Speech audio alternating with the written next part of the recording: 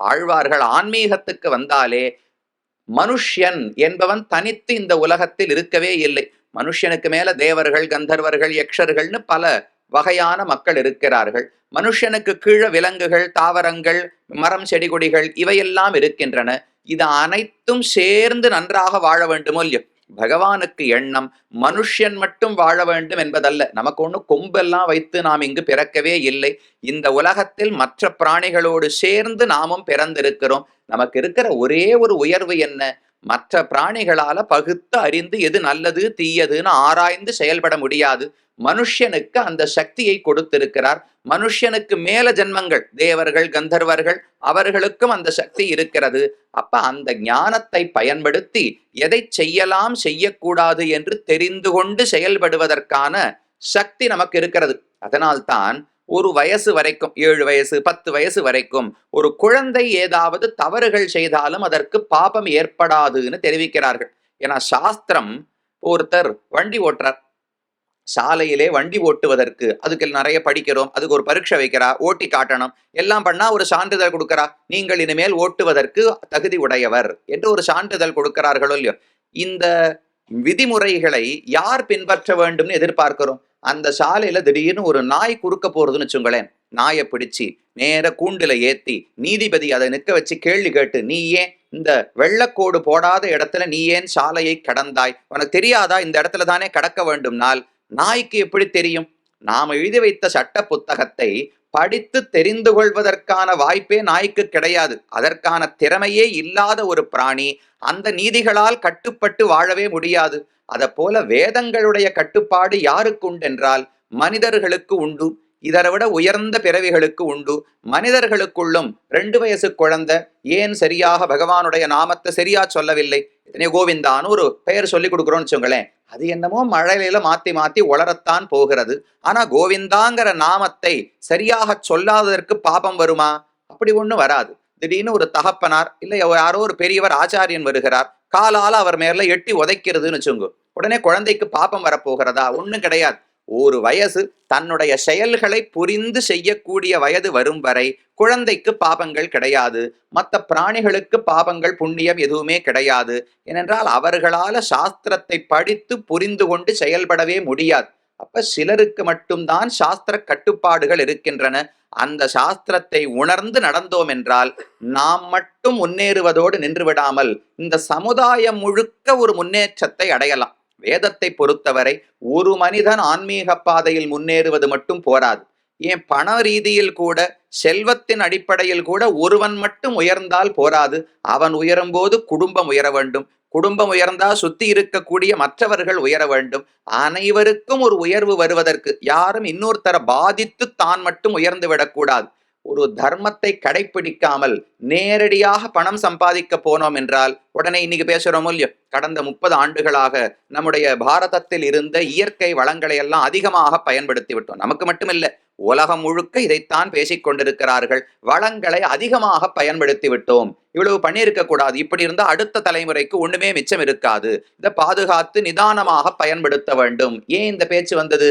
தர்மத்தின்படி பயன்படுத்தவில்லை, ஆசைப்பட்டபடிக்கு பயன்படுத்தி விட்டோம். இதுவே தர்மத்தை படித்து பயன்பாட்டுக்கு போயிருந்தோம்னால் எவ்வளவு பூமியிலிருந்து எடுக்கலாம், எவ்வளவு மலையிலிருந்து எடுக்கலாம், எவ்வளவு மரங்களை வெட்டலாம், வெட்டின மரத்துக்கு எத்தனைய நட வேண்டும், இது எல்லாம் தர்மசாஸ்திரம் சொல்லுகிறது.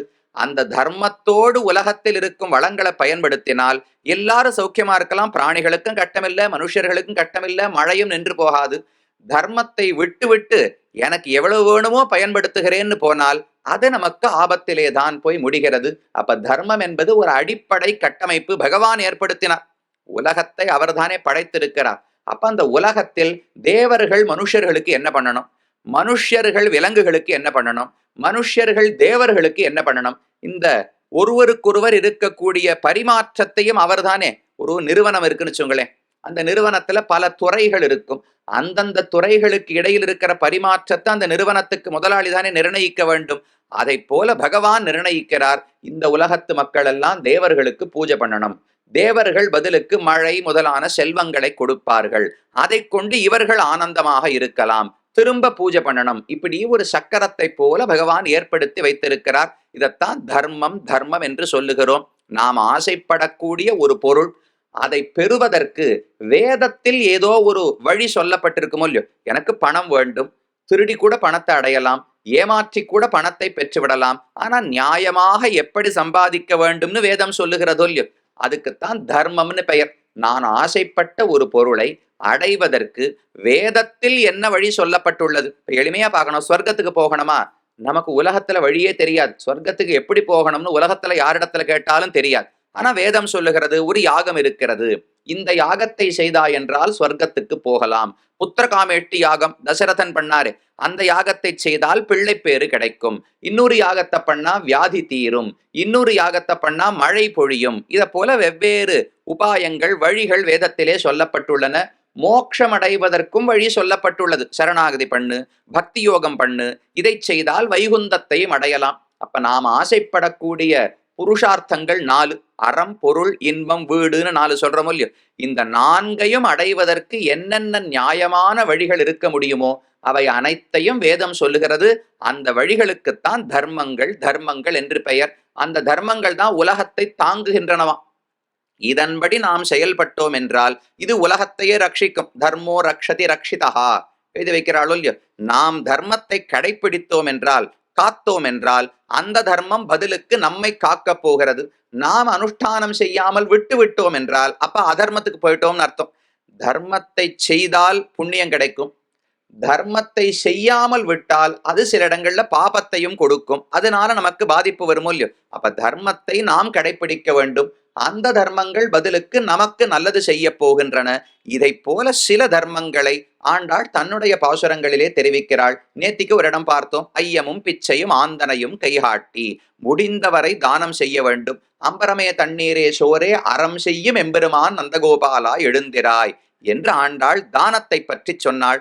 நாம தானம்னு சொல்லும் போதே தர்மம், தான தர்மங்கள், நிறைய தான தர்மங்கள் பண்றாருன்னு சொல்றோம். அந்த மிச்சம் இருக்கிற தர்மங்களில் திடீரென்று இந்த காலத்தில் நம்மிடத்தில் வந்து யாகம் செய்ய வேண்டும்னு சொன்னால் அதுக்கான வேத கல்வியும் நம்மிடத்துல இல்லை, அதற்கு வேண்டிய கட்டுப்பாடுகள் ஆச்சாரமும் நம்மிடத்துல இல்லை, அதற்கு வேண்டிய கருவிகள் கூட இன்னைக்கு இருக்கான்னு தெரியாது.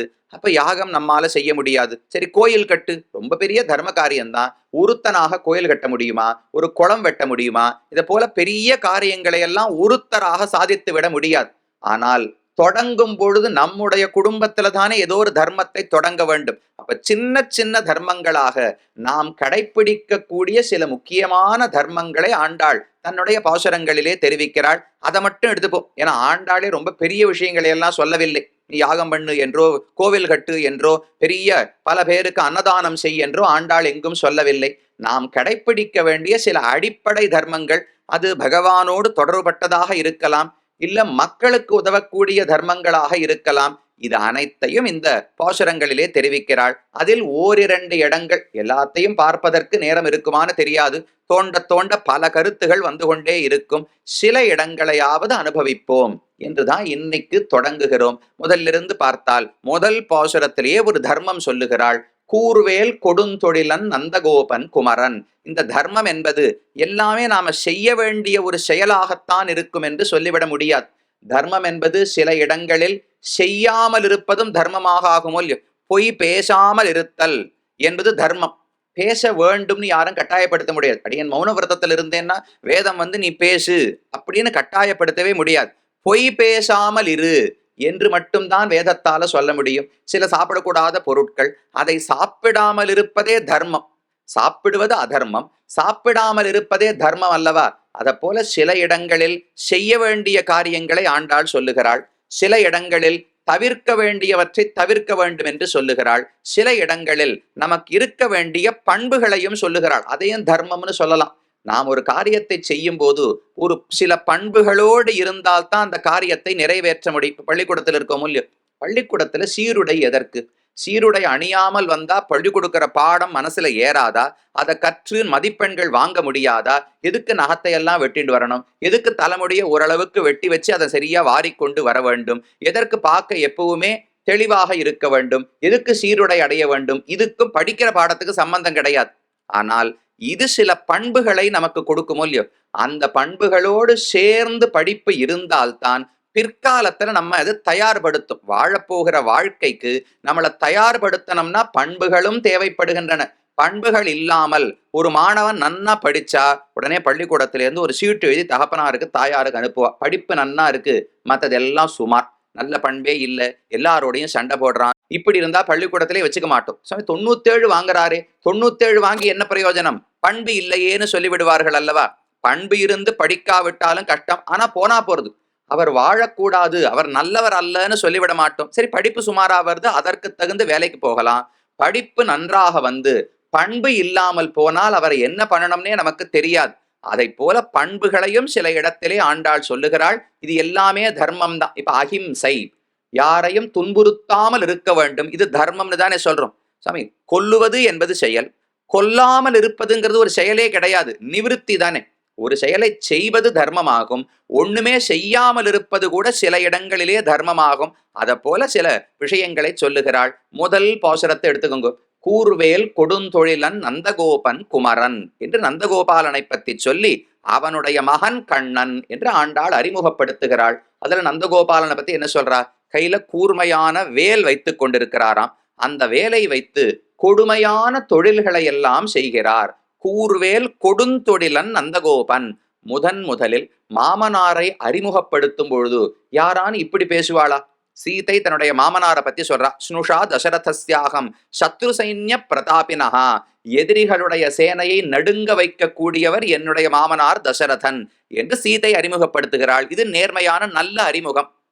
மாமனாரை பார்த்து கொடுமைக்காரர், கொடுந்தொழிலன் நந்தகோபன் என்று ஆண்டாள் சொல்லுகிறாளே, இது எப்படி பொருந்தும்னு கேட்டால், அந்த கொடுந்தொழிலை ஏன் செய்கிறார்னு ஆராய வேண்டுமா. இவர் எதற்காக, இவர் எப்பவுமே இப்படி இருந்தாரா, இல்லை இப்போதுதான் கொடுந்தொழில் செய்கிறாரா என்றால், நந்தகோபாலன் இயற்கையில் ரொம்ப நல்லவர். அவருக்கு யாரோடும் பகையே கிடையாது, சண்டைக்கே போக மாட்டார், ரொம்ப பயந்த சுவாவம், நல்லவராக சாத்விகராகத்தான் வாழ்ந்து வந்தார். கண்ணன்னு ஒரு குழந்தை பிறந்து விட்டார் அல்லவா. கண்ணன் பிறந்தவுடனே கையில வேலை எடுத்துக்கொண்டு கொடுந்தொழில்களை செய்ய தொடங்கினாராம். இவர் செய்த கொடுந்தொழில் என்ன, யாரையாவது குத்துகிறாரா, வெட்டுகிறாரா, கொலை செய்கிறாரா என்றால் அதெல்லாம் ஒண்ணும் கிடையாது. கண்ணனை இப்படி ஒரு கீழே விளையாடுவதற்கு பூமியிலே போட்டு விட்டு யசோதங்கியான வேலைக்கு போவாளாம். இவருடனே கையில வேலை எடுத்துன்னு வந்து பக்கத்துல நின்றுட்டே இருப்பாராம். இதான் ஒரு சின்ன எறும்பு, ஒரு சின்ன பூச்சி கண்ணனுக்கு பக்கத்துல வந்தா, பெரிய ராவணன் வந்தா சண்டைக்கு போறதுக்கு எவ்வளவு கத்தி கொண்டு போவோமோ அத போல கையில வேலை எடுத்துன்னு குதிச்சு போய் அந்த எறும்போட சண்டை போட்டு குத்தி கொன்னுடுவாராம். இதுதான் நந்தகோபாலன் செய்யக்கூடிய கூர்வேல் கொடுந்தொழில். ஆண்டாள் சொல்லக்கூடிய கொடுந்தொழில் என்பது கண்ணனை பாதிப்பதற்கு, கடிப்பதற்கு ஒரு சின்ன பிராணி வந்தால் கூட அதை அவரால் பொறுக்க முடியாது. கண்ணனிடத்தில் இருக்கிற பாசத்தின் காரணத்தாலே அவர் அந்த எறும்ப கூட பெரிய விரோதியை போல. கண்ணன் பகவான் கஜேந்திரனை ரட்சிக்க ஓடி வந்தார் அல்லவா, என்ன பெரிய சண்டை போடணுமான்னு. சாதாரண ஒரு முதலை, செம்புலால் உண்டு வாழும் முதலமேல் சீறி வந்தார்னு ஆழ்வாருடைய பாசுரம். யாரிடத்துல சீறி வர வேண்டும், பகவானே ஓடி வந்து ரட்சிக்கணும்னா ஹிரண்யகசிபு ரொம்ப பலசாலி, அவரோட சண்டை போடணும்னா பகவான் கோபத்தோடு வந்து சண்டையிட்டான்னு சொன்னா புரிகிறது. ராவணனோடு சண்டையிட வேண்டும், அதனால பகவான் கோபத்தோடு வந்தார்னு சொன்னா புரிகிறது. இங்கு வந்து சண்டையிட வேண்டியது சாதாரண ஒரு முதலை, அதுக்கு ஒன்றும் பெரிய பலமெல்லாம் ஒண்ணும் கிடையாது. அந்த சாதாரண முதலையோடு ஏன் இவ்வளவு கோபத்தோடு பகவான் வந்தார் என்றால், முதலை யாரு எவ்வளவு பலசாலி என்பதை பொறுத்து கோபம் கிடையாது. யாரிடத்துல தவறு இழைத்தான், அபச்சாரப்பட்டான் என்பதை வைத்துத்தான் கோபம். கஜேந்திரன் பகவானுக்கு மிக நெருக்கமானவர், அவரிடத்துல அபச்சாரப்பட்டு விட்டானோ இல்லையோ, அதனால பகவானுக்கு அதிகமான சீற்றம். அதை போல நந்தகோபாலனுக்கும் எதிரிகள் யாரும் பெரிய பலசாலிகள் கிடையாது. இவர் பண்ணக்கூடிய கொடுந்தொழில் யாரையும் கொல்லக்கூடியது, மனிதர்களுக்கு அல்ல. ஒரு எறும்பு, புழு, பூச்சி ஏதாவது வந்தால் அதை உடனே குதித்து கொன்று விடுவாராம். அதுதான் அவர் செய்யக்கூடிய கொடுந்தொழில் என்று ஆண்டாள் தெரிவிக்கிறாள். அப்ப இது பகவான் கண்ணனிடத்தில் அவருக்கு இருக்கக்கூடிய அன்பைத்தானே காட்டுகிறது. தகப்பனார் அறிமுகப்படுத்தும் போது மகனுக்காக எந்த கொடுந்தொழிலையும் செய்யக்கூடியவர், தன்னுடைய இயற்கையே மாறி பகவானுக்காக பாபம் செய்கிறாரோ இல்லையோ. பொதுவா சாஸ்திரங்கள் எல்லாம் அஹிம்சா பரமோ தர்மஹா, மிக உயர்ந்த தர்மம் அஹிம்சைதான். நம்முடைய மனதாலும் சரி, நம்முடைய பேச்சாலும் சரி, நம்முடைய செயல்பாட்டாலும் சரி, யாரையுமே துன்புறுத்தவே கூடாது. மூன்று முக்கியம்.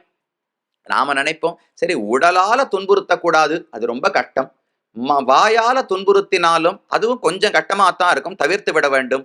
மனசுல நினைச்சா என்ன சுவாமி ஆப்போறது? இவர் கெட்டு போகணும், இவருக்கு ஏதான விபத்து நடக்க வேண்டும், அவருக்கு ஏதான வியாதி ஏற்படணும், இதெல்லாம் நான் மனசுல நினைக்கிறேன். நான் ஒன்னும் அடிக்கல, நான் ஒன்னும் வாயால் பேசவில்லை, மனசால அவருக்கு தீங்கு நினைத்தேன். அது யாரையுமே பாதிக்காதே, பாதிப்பே இல்லாத ஒரு எண்ணம் தானேன்னு நமக்கு தோன்றும். ஆனா சாஸ்திரம் சொல்லுவது அந்த மனதில் நினைத்த நினைவுக்குத்தான் அதிகமான பாபமா. கையால் அடிச்சா கூட பாபம் சுமார் தான், வாயால ஒருவரை குத்தி பேசினால் கூட சுமாரான தவறு தான். ஆனா மனசால ஒருவருக்கு தீங்கு இழைத்தோம் என்றால் அதுக்குத்தான் வலிமை அதிகம். என்னைக்குமே செயல்பாட்டை விட மனசுக்கு வலிமை அதிகம். மனசுல தவறு நினைத்தோம் என்றால் அப்ப அது பெரிய பாபமாகிறது. அப்ப ஹிம்சை, யாரையுமே முக்கரணங்களாலும் துன்புறுத்தவே கூடாது, அதுதான் உயர்ந்த தர்மம். ஆனா ஆண்டாள் நேர் மாறாக கொலை தொழில் செய்வதையே ஒரு பாராட்டாக பாடுகிறாளோ இல்லையோ. கொடுந்தொழிலன் நந்தகோபன் என்பது அவரை குற்றம் சொல்லுவதல்ல, கண்ணனிடத்தில் இருக்கிற அன்பாலே இப்படி கொடுந்தொழில் செய்கிறார் என்று பாராட்டுகிறாள் அல்லவா. அப்ப பகவானுக்காக ஒரு தவறு செய்தாலும் அது நல்லதாகிறதுன்னு இந்த இடத்துல தெரிஞ்சுக்கணும். மன்னிமித்தம் கிருதம் பாபம் அபி புண்ணியாய கல்பதே என்று பகவானே ஒரு இடத்துல உபதேசிக்கிறார். எனக்காக, என்னுடைய ஆனந்தத்துக்காக, அல்லது என் பொருட்டு ஒருவன் ஒரு தவறே செய்தாலும் கூட அது சரியாகத்தான் ஆகிறது, பாபமாக இருக்காது, அதனால் அவனுக்கு எந்த துன்பமும் ஏற்படாது என்று தெரிவிக்கிறார். அப்ப ஒருவரை துன்புறுத்துகிறோம் என்றாலும் பகவானுடைய நன்மைக்காக ஒரு எறும்பை கொன்றோம் என்றால் அதுல எந்த தவறும் கிடையாது. பகவானுடைய ஒரு மகிழ்ச்சிக்காக யாரோ ஒருத்தரை தடுக்கிறோம் என்றால் அதுல தவறு கிடையாது. ஆழ்வார் ஒரு இடத்துல பாடுகிறார், யாரெல்லாம் பகவானை ரொம்ப மோசமாக வைது திட்டி பேசுகிறார்கள்னு வச்சுப்போம். நம்முடைய காதில் விழும்படிக்கு யாரோ ஒருத்தர் பக்கத்தில் இருக்கிறவர் பகவானை பத்தி தவறாக பேசுகிறார், நாம என்ன பண்ணணும்? நாம இருந்தா எதுக்கு சுவாமி வம்பு, நாம பாட்டுக்கு புறப்பட்டு போயிடுவோம், காதுல விழாதது போல் இருந்து விடுவோம் என்று விலகி சென்று விடுகிறோம். ஆழ்வாரும் சொன்னார், போவதே நோயதாகி நின்பால் பொறுப்பரியனகள் பேசில் போவதே நோயதாகி. பகவானை குறித்து ஒருவர் தவறாக பேசுகிறார் என்றால் அந்த இடத்துல இருக்கவே கூடாது. நான் ஏன் இங்க இருக்கணும்? அவனுடைய நாமங்களை கேட்க வேண்டிய காதாலே அவனை தூஷிப்பதை கேட்கணும்னு ஒண்ணு நமக்கு தேவை கிடையாது, விலகி போய்விட வேண்டும் என்று ஆழ்வார் தெரிவித்தார். சரி சுவாமி, எப்பவுமே விலகி போய்கொண்டே இருந்தா இன்னைக்கு நம்ம சமுதாயத்துக்கே அதுதான் தப்பு. யார் என்ன குத்தம் சொன்னாலும் நமக்கு ஏன் வம்புன்னு விலகி விலகி போய்விடுகிறோம். பகவானை ஒருவர் குத்தம் சொன்னாலாவது எதிர்த்து நிற்க வேண்டாமா? அவரை ரட்சிப்பது நமக்காக, அவர் எத்தனை முறை ரட்சிப்பதற்காக நின்றிருக்கிறார். நாம ஒண்ணு கத்தி எடுத்து சண்டை போட போவது கிடையாது. ஆனா அவரை ஒருவர் தவறாக பேசினால் அது எனக்கு செய்த தவறுன்னு நாம் நினைக்க வேண்டும். பகவானிடத்துல தானே அவர் தவறாக பேசினார், அதை அவர் பார்த்து கொள்வார் என்று பக்தன் விட்டுவிடவே கூடாது. பக்தனுக்கு நேரடியாக விரோதிகள்னு ஒருவரும் இருக்கக்கூடாது. எனக்கு இவரை பிடிக்காது அவரை பிடிக்காதுன்னு ஒரு பக்தன் சொன்னால் அப்ப மனசுல இன்னும் பக்தி வரவில்லை என்று பொருள். பக்தி இருக்கிறது என்றாலே எல்லாரையும் சமமாக பார்க்க தெரிந்து கொண்டு விட்டான் என்றுதானே அர்த்தம். ஏன்னா பகவானுக்கு எனக்கு ரொம்ப நெருக்கமாக ஆகிவிட்டேன். நான் எப்படி அவருடைய குழந்தையோ தொண்டனோ, பக்கத்தில் இருக்கிறது அவருடைய தொண்டன், அவருடைய பக்தன் தான். அப்ப அவரை பகைவன்னு நான் எப்படி பார்க்க முடியும்? பிரகலாதன் தன்னுடைய தகப்பனார் இடத்துல சொன்னார். பள்ளிக்கூடத்துக்கு ஒரே ஒரு நாள் பிரகலாதன் போனார். அடுத்த நாள் போக மாட்டேன்னு தகப்பனார் இடத்துல சொன்னார். இரண்யகசிபு கேட்டா, ஏன் ஏதானு சொல்லி கொடுக்கறது பிடிக்கலையா, தவறாக சொல்லி கொடுத்தார்களா, என்ன நடந்ததுன்னு கேட்டார். அப்ப பிரகலாதன் சொல்றார், தப்பு தப்பா பாடசாலையில சொல்லி கொடுக்கிறா தகப்பனாரே, அவர்கள் சொன்னது என்ன, தேவர்கள் எல்லாம் தீயவர்கள் பகைவர்கள், அசுரர்கள் எல்லாம் நல்லவர்கள் வேண்டியவர்கள் நண்பர்கள் என்று ஆச்சாரியன் சொல்லி கொடுத்தார். எனக்கு இது பிடிபடவே இல்லை. எல்லாருக்குள்ளும் ஒரே நாராயணன் தான் இருக்கார், எல்லாருமே அவர் பெற்ற குழந்தைகள் தான். அப்புறம் ஒரு தேவனை எதிரியாகவும் அசுரனை நண்பனாகவும் எப்படி பார்க்க முடியும்? பரமாத்மனி கோவிந்தே மித்ராமித்ர கதா குதஹா. ஒருவன் நண்பன் ஒரு பகைவன் என்னால பிரிச்சு பார்க்கவே முடியவில்லை. எல்லாரும் நண்பர்கள் என்றுதான் தோன்றுகிறார்கள். அசுரர்களும் நண்பர்கள் தான், தேவர்களும் நண்பர்கள் தான், பிரிவே எனக்கு தெரியவில்லைன்னு பிரகலாதன் தெரிவிக்கிறார். பக்தன்னு சொன்னா சமமாக அனைவரையும் பார்க்க வேண்டும். அப்ப நமக்காக ஒரு விரோதி இருக்கக்கூடாது. ஆனால் யாரோ ஒருத்தர் பகவானிடத்துல தவறாக நடந்து கொள்ளுகிறார்னு வைத்துக் கொள்வோம். பேச்சிலாவது ஏதோ தவறாக பேசுகிறார் என்றால் அந்த இடத்துல பகவானுக்காக நாம் தான் எதிர்த்து பேச வேண்டும். அவரை ரட்சிப்பதற்கு நாம பேசவாவது வேண்டாமா? அதே ஆழ்வார் பாடினார், போவதே நோயதாகி குறிப்பெனக்கு அடையுமாகில் கூடுமேல் தலையாங்கே அறுப்பதே கருமம் கண்டாய் அரங்கமா நகருளானே. ரொம்ப வீரமா ஆழ்வார் பாடினார். யாரானு தப்பா பேசினா இது இருக்கவே கூடாதுன்னு சொல்லி நான் விலகி போயிடுவேன். ஆனால் ஒருவேளை எனக்கு சக்தி இருந்து எனக்கு ஆளக்கூடிய பொறுப்பும் இருந்தது, தண்டனை கொடுக்கக்கூடிய வலிமை எனக்கு இருந்ததென்றால் அவன் தலையையே வெட்டி விடுவேன்னு ஆழ்வார், தொண்டடிப்பொடி ஆழ்வார் பாடுகிறார். அப்ப தவறு செய்தான்னா நம்ம தலையை வெட்ட வேண்டாம். ஆனா நம்முடைய தர்மத்தை தவறாக பேசினாலோ, பகவானை பற்றி தவறாக பேசினாலோ, அவர் என்னமோ பேசிட்டு அப்ப மட்டும் நமக்கு ரொம்ப ஆன்மீக எண்ணம் அதிகமாயிடும். சாமி இது சனாதன தர்மம், யார் பேசினாலும் இதை யாரும் அழிக்க முடியாது, அசைக்க முடியாது, அவர் என்னமோ கத்திட்டு போட்டோம், நாம விலகி விடுவோம்னு சொல்லிட்டு போயிடுவோம். இப்படியே சொல்லிக் கொண்டிருந்தால் தர்மம் இருக்கும் என்பது உண்மைதான். ஆனா நமக்கு அதுல நம்பிக்கை எவ்வளவு இருக்கும் என்பது மாறி போய்விடும். யாரோ சில பேர் நம்பிக்கையோடு கடைபிடித்தாலும் தர்மம் இருக்கத்தான் போறது. ஆனா பொதுவாக வெளியில போய் சமுதாயத்தில் இது தவறு, அது தவறு, இந்தந்த குற்றங்கள் இந்த சனாதர்மத்தில் இருக்கின்றன என்றே பேசிக்கொண்டிருந்தால் அப்ப வெளியிலிருந்து பார்ப்பவர்களுக்கும் சரி, உள்ளே இருக்கக்கூடிய அடுத்த தலைமுறையினருக்கும் சரி, நிறைய தப்பு இருக்கு போல் இருக்கு என்றுதானே படும். அதற்கு எதிர்த்து பேச வேண்டும். நம் காதுபட யாராவது பகவானை தூஷித்தால் அவருடைய ரக்ஷத்துக்கு நாம் தான் எதிர்த்து பேச வேண்டும். எங்க பார்க்கலாம், இது எங்க சொல்லியிருக்காருனால் கூர்வேல் கொடுந்தொழிலன், அவர் தன்னுடைய பங்குக்கு எறும்பு புழு பூச்சியோட சண்டை போட போனார். நாம் நம்முடைய பங்குக்கு இந்த தர்மத்தை ரட்சிக்க வேண்டும் அல்லவா? பேச்சாலையாவது இந்த தர்மம் சரிதான், இதுல எந்த குற்றமும் இல்லையே, இதை போலத்தான் உண்மையில் புத்தகங்களில் இருக்கிறது, தவறாக புரிந்து கொண்டு நீங்கள் பேசுகிறீர்கள் என்று தர்மத்தை எடுத்து சொல்லணும். அதுக்கு முதல்ல நமக்கு தர்மம் தெரிய வேண்டும், நாம் அதை கடைபிடிக்க வேண்டும். கடைப்பிடிச்சா அந்த தைரியம் இருக்கும். அப்ப அத முதல் பாசுரத்தில் நம்முடைய தர்மத்தை நாம் தான் சொல்ல வேண்டும்.